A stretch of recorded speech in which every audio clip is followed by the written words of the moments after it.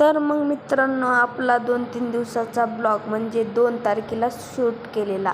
आपण 1 तारखेला आपल्याला जायचं होतं कॉलेजला. म्हणजे तुम्हाला जे सांगणार होतो कुठं जायचं आहे तर आपल्याला जायचं आहे कॉलेजला.